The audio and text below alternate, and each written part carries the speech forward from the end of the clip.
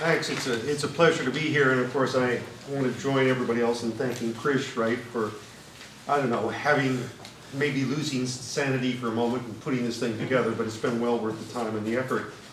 I'm very much the social and economic historian, but as has been mentioned, I started off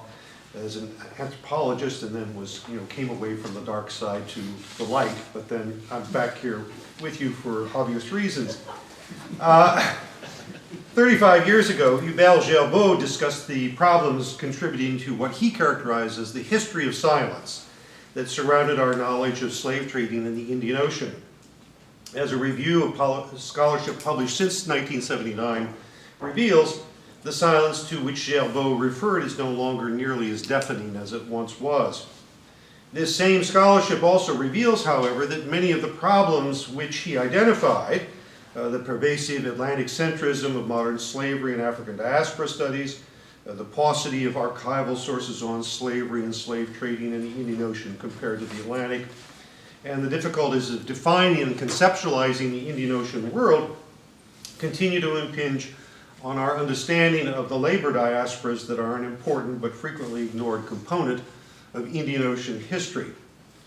Other difficulties stem from the propensity of those who study the societies and cultures which developed in tandem with these labor trades to view local developments largely,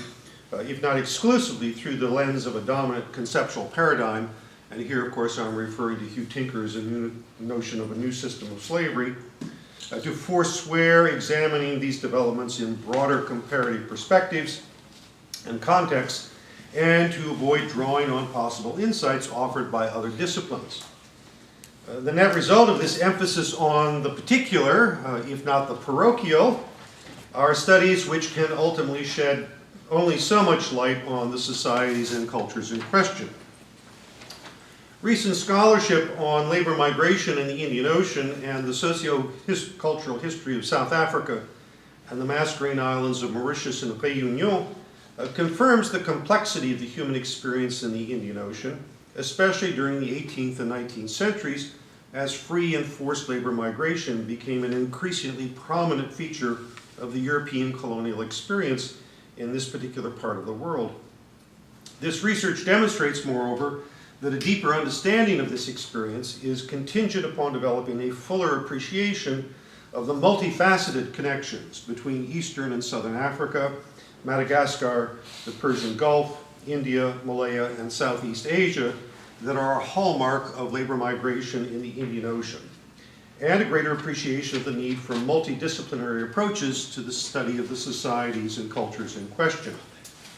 Historical archaeology provides one such approach because its emphasis on recovering, analyzing, and contextualizing material culture opens an avenue to examining aspects of human activity on which the archival record may shed little, if any, light. As Alan Main notes in his recent review of this particular field of study, studying materiality has the potential to emphasize and recalibrate ambiguity in ways which can expand the interpretive parameters of historical understanding. What we now know, and I should also add, of course, what we still don't know about European slavery and slave trading in the Indian Ocean reinforces the need to adopt a cross-disciplinary approach to studying the dynamics and impact of free and forced labor migration in this part of the world. British, Dutch, French, and Portuguese traders exported a minimum of 450,000 to 565,000 slaves from Madagascar, Mozambique, the Swahili coast, the Persian Gulf, India, and Southeast Asia to European establishments throughout the Indian Ocean world between 1500 and 1850. Europeans also shipped hundreds of thousands of slaves from the Indian Ocean basin westward to the Americas and eastward to East Asia and the Philippines, from whence thousands were transported across the Pacific to Mexico. Overall, Europeans traded at least 954,000 to 1.28 million slaves within and beyond the Indian Ocean during this 350-year period, with much of this activity concentrated between 1700 and 1850.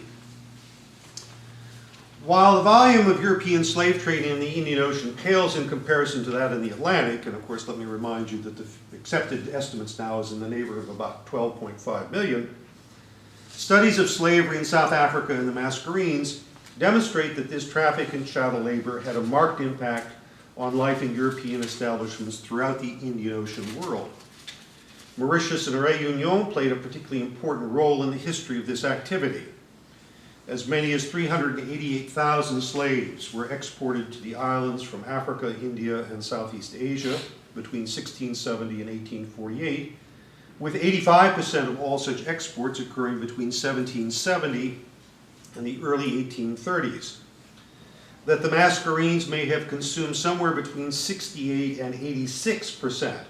of all European transoceanic slave exports in the Indian Ocean world between 1500 and 1850 underscores the island's importance in both the regions and ultimately global history. Perhaps 277,000 to 318,000 of the slaves exported to Mauritius and Réunion reached the islands alive, where they comprise the overwhelming majority, and this is usually at least 85%, of the island's inhabitants.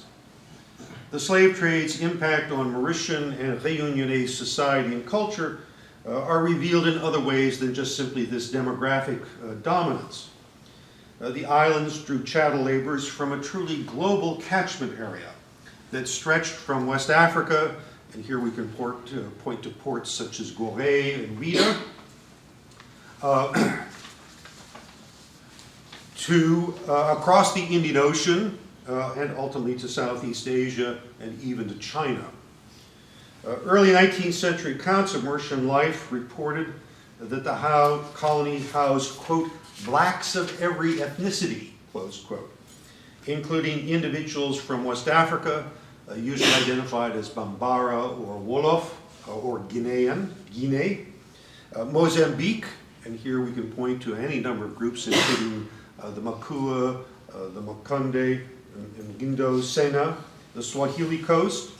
the Comoros, Madagascar, Malaya, and here we can, India, we can point to Bengal,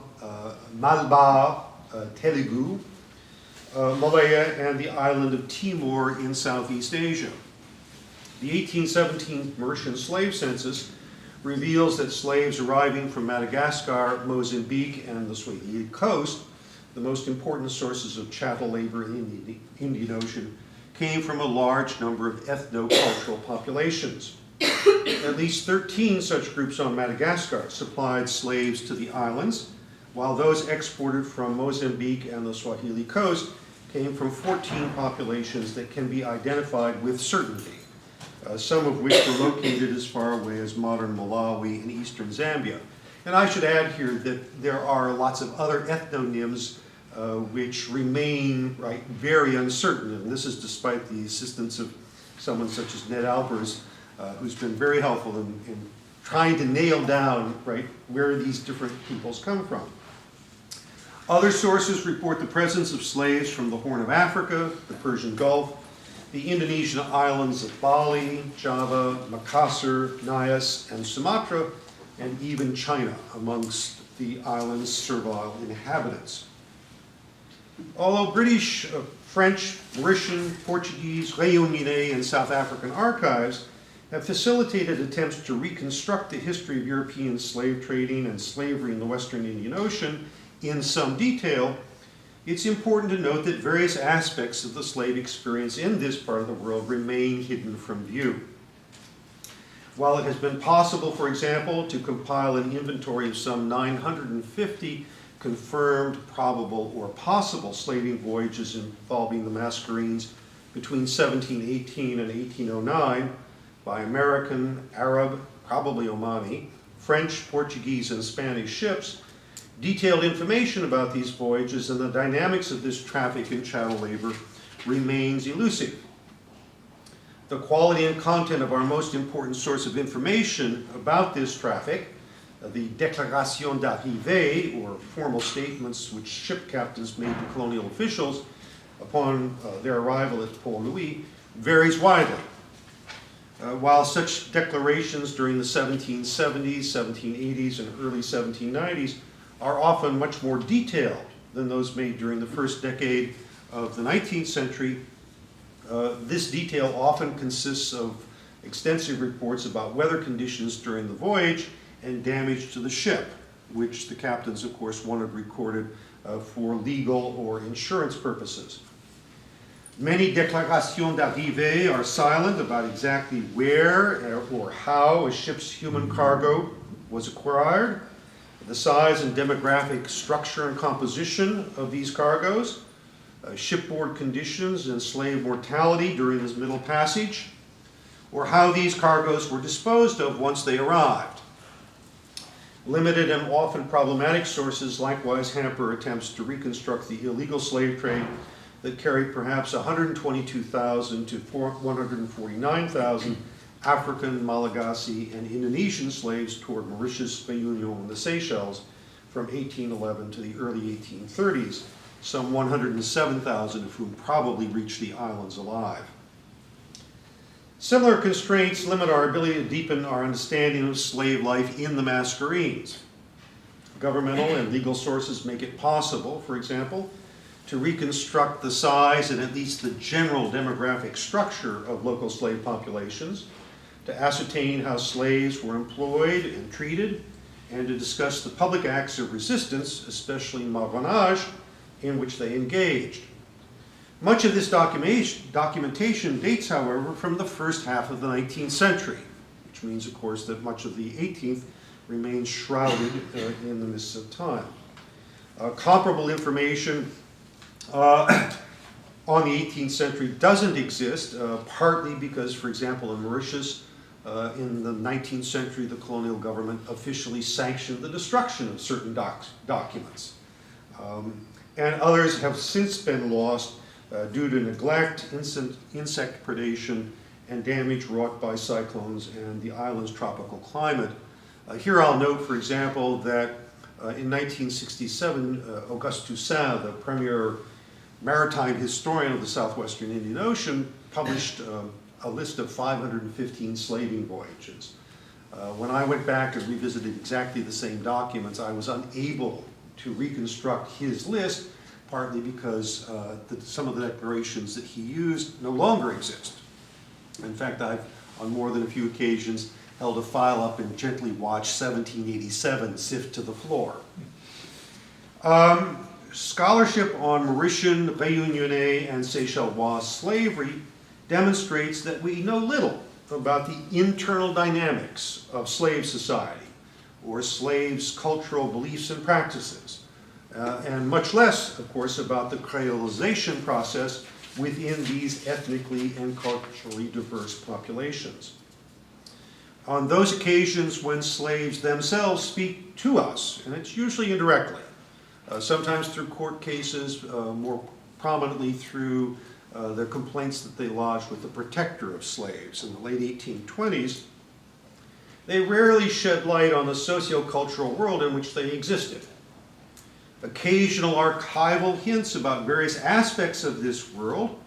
such as the discourse networks they created, highlight the need to employ different strategies to probe the otherwise opaque realms of slave life. A police report on 26 September 1799 is a tantalizing case in point. The report noted that the corpse of a male slave who had been murdered by maroon slaves had been found surrounded by the tête de volaille, heads of fowls, a development which points to the existence of religious or cultural practices not unlike those associated with voodoo in the Caribbean. Recent excavations in Mauritius, South Africa, and elsewhere further highlight historical archaeology's potentially important role in deepening our understanding of European slave systems in the Indian Ocean. The discovery and excavation in 2004 of the wreck of Le Coureur, a notorious slave ship which landed 6 illegal slave cargoes on Mauritius during 1819 and 1820, provided an opportunity to explore the day-to-day dynamics of European slave trading in the Indian Ocean in greater detail, recover potential evidence of these captives' material culture and ultimately compare this activity with that of European slavers who operated elsewhere in both the region and in the Atlantic. That only a few of the 183 documented shipwrecks of slavers operating in the Atlantic have been located, much less excavated, makes Le Coureur's discovery and excavation all that much more noteworthy and a powerful incentive to locate other wrecked slave ships in the Indian Ocean. The Mascarene slave trade inventory, which I've compiled, notes the existence of at least 23 other wrecks in the Western Indian Ocean between 1733 and 1803. One of these wrecks, that of L'Aurore, may be an especially suitable candidate for archaeological survey and excavation. The ship, which was the site of a slave insurrection on January 19, 1790, while anchored off Mozambique Island, was wrecked 4 weeks later in the Mozambique roads with a cargo of 600 slaves on board destined for the Americas, only 269 of whom apparently survived the wreck. I should also mention here the activities of Jacob Boshoff in Cape Town, who's attempting to locate the remains of the Dutch slaver, the Mervyn, wrecked near Cape Town in 1766. Other recent excavations underscore archaeological research's potential to shed significant light on hitherto hidden aspects of slave life in the southwestern Indian Ocean. Those conducted near Cape Town at the places along the Platte Cliff stream used by slave washerwomen during the 18th century have provided information about slave women's work in the kind of detail rarely, if ever, found in documentary sources. Archaeological sites that can be linked definitively with slavery remain a rarity in Mauritius, but the possible rewards that may result from such excavations is suggested by fieldwork at the powder mills in Pamplemousse, which yielded 15 metal badges similar to the well-documented slave badges from Charleston, South Carolina. Because these badges may have been worn by government-owned slaves,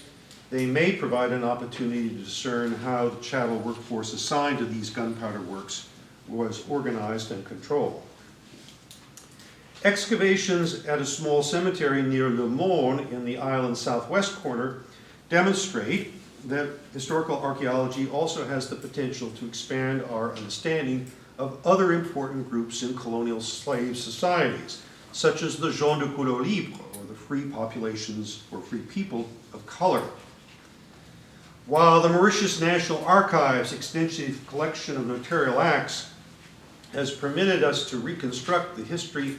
of both this increasingly important population during the late 18th and early 19th centuries, and as an aside here, I'll just mention that by the early 19th century, gens de couleur libre account for 20% of the total population of the island. And also the life histories of individual gens de couleur. And here I'll reference my article in the Journal of Social History in 2011, focusing on a remarkable woman by the name of Marie Rosette. Such reconstructions remain incomplete because information in these sources is invariably circumscribed in one way or another. And I mean, the key to understanding the notarial record is that these are basically, of course, legal documents usually dealing with the transfer of property, real or chattel. Analysis of the human remains recovered from the cemetery by way of comparison provides a unique opportunity to investigate living conditions and cultural practices in a rural, free-colored, or possibly slave community in early 19th century Mauritius without having to contend with the distortions that regularly color contemporary accounts of slave and or free-colored life on the island. Historical archaeology's potential to shed additional light on hitherto obscure or opaque aspects of the Mascarene or South African slavery and slave trading extends to the other migrant labor trades that flourished in the Indian Ocean between the 1780s and the late 19th century. The late 18th and early 19th centuries witnessed the development of an increasingly interconnected movement of slave, convict, and indentured labor within the Indian Ocean. British authorities transported at least 74,800 and perhaps as many as 100,000 or more Indian and Ceylonese convicts to the Andaman Islands, the British East India Company's factory at Bencoolen in Sumatra, Burma, Malacca, Mauritius, Penang, and Singapore, mostly between the late 1780s and mid-19th century. The 1830s to early 1920s witnessed in turn the migration of some 2.2 million African, Chinese, Indian, Japanese, Javanese, Melanesian, and other indentured laborers throughout the European colonial world, where they participated in what is often characterized as the, quote, new system of slavery. Similar structural links with slavery are a hallmark of the engagé system, which entailed the recruitment of some 50,000 ostensibly liberated slaves and free contractual laborers along the East African coast and in Madagascar to work on Mayotte in the Comoros, the island of Nosy Be off Madagascar's northeast coast, and Réunion during the second half of the 19th century. This global system of indentured labor and the lives of the men, women, and children who participated have been the subject of scholarly interest for more than half a century. A review of this literature reveals, however, that despite the existence of a vast body of information about the indentured experience, important aspects of the sociocultural world in which these individuals lived remain shrouded by the mists of time. A striking feature of the historiography of these slave, convict, and indentured labor systems is the propensity among historians to study these populations in isolation from one another. This historiographical apartheid may be traced partly to the conceptual parochialism that is a persistent problem in both indentured and global labor studies, and partly to the nature and content of the archival materials at our disposal. These same materials leave little doubt, however, that these various communities interacted with each other in any number of different ways. We know, for example, that indentured Indians labored alongside slaves in Mauritian cane fields during the late 1820s and early 1830s, and continued to do so with the island's apprentices following the abolition of slavery in 1835, and the colony's ex-apprentices after the apprenticeship system collapsed in 1838. The nature of these various communities' dealings with each other, however, remains largely hidden from our view. Oral tradition and family histories provide obvious avenues to explore such sociocultural interactions, but as oral historians know only too well, such sources can be problematic, especially in societies such as Mauritius, with well-educated populations with access to published histories of their ancestors, community, or locality. As Douglas Armstrong and Mark Hauser's excavation of an East Indian laborer's house at Seville Plantation in Jamaica demonstrates, historical archaeology offers an alternative avenue to a fuller understanding of cultural identity and diversity in the plural societies created by the slave and indentured labor trades. If the multi-directional movement of hundreds of thousands of slave, convict, and indentured laborers throughout the Indian Ocean world during the 18th and 19th century provides an obvious starting point for establishing an agenda for historical archaeological research in the Indian Ocean, both historians and historical archaeologists must remain keenly aware of the problems they will invariably face in pursuing that agenda. Some aspects of slave life, such as marronage, will never lend themselves to archaeological investigation or analysis unless sites associated with well-developed long-term maroon communities can be identified. The problematic and inconclusive results of attempts to use archaeology to document maroon activity on and around Le Morne in Mauritius is a classic case in point. These results mandated that the dossier nominating the Le Morne cultural landscape for inscription as a UNESCO World Heritage Site had to emphasize the mountain's intangible cultural value rather than its historical value as a symbol of slave resistance and sacrifice around the world. If some facets of the free and forced migrant labor experience in the Indian Ocean will remain beyond the historian and the historical archaeologist's reach, other aspects of that experience will undoubtedly lend themselves to rewarding collaborative, multidisciplinary research.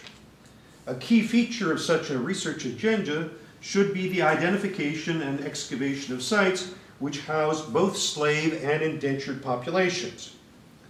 Such a research agenda should also include attempts to identify and excavate sites associated with the convict systems that scattered tens of thousands of Europeans and Indians throughout the Indian Ocean basin beginning in the late 18th century.